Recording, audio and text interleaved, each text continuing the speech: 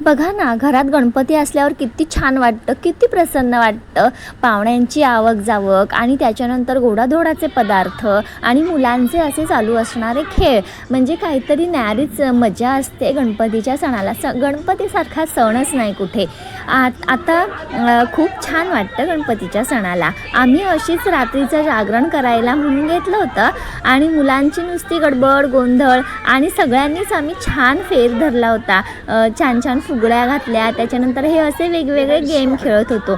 माझी श्रिया आणि छकुली त्यांचा पण उत्साह काही कमी नव्हता.